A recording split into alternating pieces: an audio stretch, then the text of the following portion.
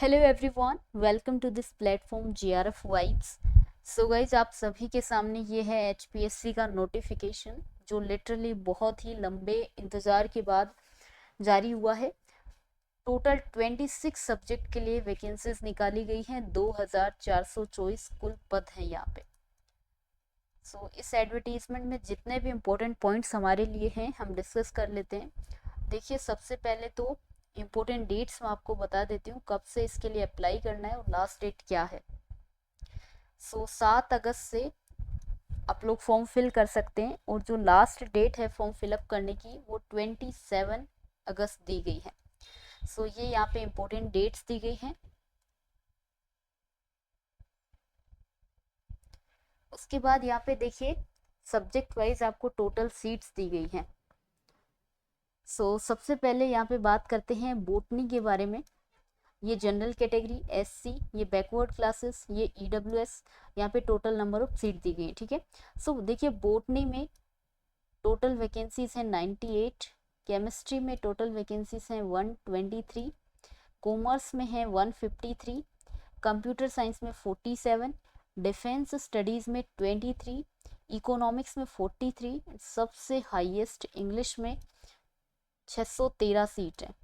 Environmental science में 7 seat हैं, fine arts में 7, ज्योग्राफी में 316, हिंदी में 139, हिस्ट्री में 123, होम साइंस में 28, मास कम्युनिकेशन में 8 सीट हैं और मैथमेटिक्स में 163, म्यूजिक में 8, उसके बाद म्यूजिक वोकल में 6 सीट हैं, फिलोसॉफी में 3 सीट हैं, फिजिकल एजुकेशन 126, फिजिक्स में 96 हैं, पॉलिटिकल साइंस में 81 है, साइकोलॉजी में 85 है, पंजाबी में 24, संस्कृत में 12 सीट हैं एंड देन टूरिज्म में 1 सीट है और जूलॉजी में 91। इस प्रकार टोटल 2424 यहाँ पे सीट दी गई है।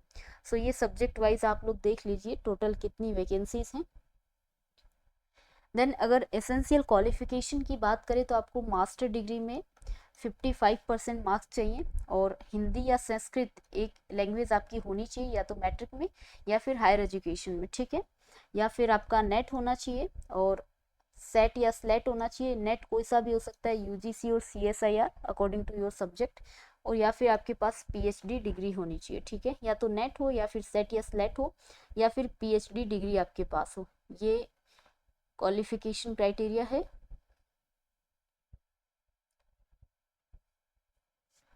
देन नेक्स्ट जो हमारे लिए यहाँ पे इम्पोर्टेंट है, ये सब्जेक्ट वाइज दिया गया है कितना क्या रिक्वायरमेंट होगा क्वालिफिकेशन में।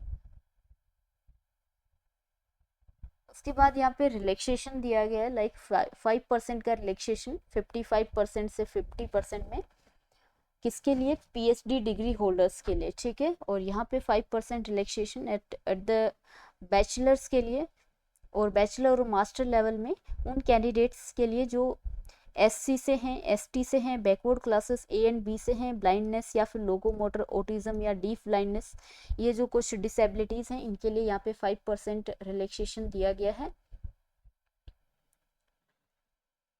Then rural school of Haryana candidates के लिए मास्टर डिग्री में यहाँ पे आपको 55 से 50%, 5% का रिलैक्सेशन यहाँ पे दिया गया है।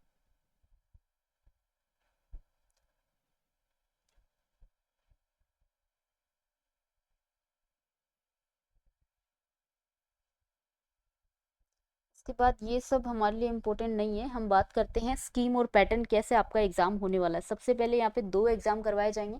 पहला पेपर जो होगा वो होगा स्क्रीनिंग टेस्ट। सबसे इम्पोर्टेंट बात यहाँ पे जो आपका सब्जेक्ट का जो भी आपका सब्जेक्ट है सिर्फ और सिर्फ उसी से रिलेटेड क्वेश्चन आएंगे, अदर आपसे क्वेश्चन नहीं पूछे जाएंगे।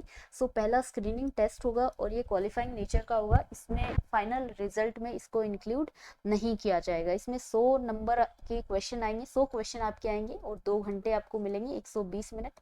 वो टोटल 100 नंबर का ही एग्जाम होने वाला है, हर एक क्वेश्चन का इक्वल मार्क्स होगा। 5 ऑप्शन आपको दिए जाएंगे ABCDE। अगर इन चारों ऑप्शन में से आपको आता है तो आप क्लिक करिए, और आपको नहीं पता आंसर तो आप ई ऑप्शन पे क्लिक करिए। अगर आप ई ऑप्शन पे क्लिक नहीं करते हैं तो भी आपका 0.5 मार्क्स कट कर दिया जाएगा। और 10% से ज़्यादा क्वेश्चन अगर आप ऐसे ब्लैंक छोड़ देते हैं तो आप डिस्क्वालीफाई माने जाओगे। 1/4 मार्क्स डिडक्ट होगा यहाँ से एवरी क्वेश्चन के लिए। और मीडियम ऑफ एग्जामिनेशन अलग अलग सब्जेक्ट के लिए आपको दिया गया है। कुछ सब्जेक्ट ओनली इंग्लिश में आएंगे और कुछ दोनों लैंग्वेज में आएंगे। लाइक इंग्लिश में कौन से सब्जेक्ट आएंगे, botany, computer science, defence studies, environmental science, chemistry, home science, mathematics, physics and zoology. ये वो सब्जेक्ट हैं जो ओनली इनका पेपर इंग्लिश में आएगा। और बाइलिंगुअल में आपका commerce, economics, fine arts, mass communication, geography, history, music, physical education, political science, psychology, philosophy and tourism, ये बाइलिंगुअल आपको पेपर देखने को मिलेगा। फर्स्ट जो स्क्रीनिंग टेस्ट होगा उसमें 4 गुना बच्चों को बुलाया जाएगा। और देन नेक्स्ट आपका होगा सब्जेक्ट नॉलेज टेस्ट। ये डिस्क्रिप्टिव टेस्ट होगा। ऊपर वाला आपका ऑब्जेक्टिव टेस्ट है और ये आपको इसमें लिखना पड़ेगा। डिस्क्रिप्टिव टेस्ट है, 3 घंटे का ये एग्जाम होगा, 180 मिनट आपको दिए जाएंगे। 150 नंबर का क्वेश्चन है, पेपर है सॉरी। और इसके जो मार्क्स होंगे वो आपकी फाइनल मेरिट में ऐड किए जाएंगे। अगेन यहाँ पे ये लिस्ट दी गई है इंग्लिश और बाइलिंगुअल सब्जेक्ट्स की। ये पेपर जो क्वालिफाई करेंगे इसमें 2 गुना बच्चों को आगे इंटरव्यू के लिए बुलाया जाएगा। और वेटेज इसका रहेगा 87.5% वेटेज तो इस टेस्ट का रहेगा। और जो बचा हुआ 12.5% वेटेज है वो रहेगा इंटरव्यू। जो सबसे पहले स्क्रीनिंग टेस्ट हुआ वो ओनली क्वालिफाइंग नेचर का यहाँ पे रहने वाला है, ठीक है। यहाँ पे ये बात लिखी गई है, the final merit list will be prepared by adding subject knowledge test and interview. इन 2 के मार्क्स ऐड किए जाएंगे। फाइन। देन अकेडमिक लेवल यहाँ पे आपको सैलरी दी गई है 57,700 से लेकर 1,82,400। सो सैलरी काफ़ी अच्छी है, नो डाउट।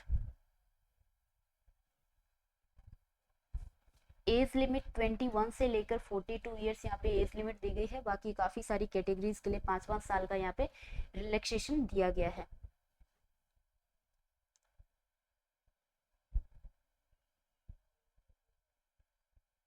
देन हम बात कर लेते हैं फीस के रिगार्डिंग।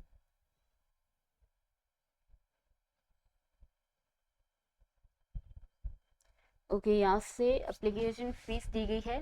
मेल कैटेगरी के मेल कैंडिडेट जो भी होंगे लाइक जनरल कैटेगरी के और ये हरियाणा के, या फिर male candidate backward classes creamy layer हैं, फॉर ऑल मेल कैंडिडेट सबके लिए ये रहेगा 1,000 रुपये। सारी फीमेल्स के लिए चाहे वो हरियाणा स्टेट की हो चाहे बाहर की हो उनके लिए 250 रुपये रहेगा। जनरल कैटेगरी जो हरियाणा स्टेट है और बाकी कोई भी कैटेगरी हो, आप अदर स्टेट से हो तो 250 रुपये।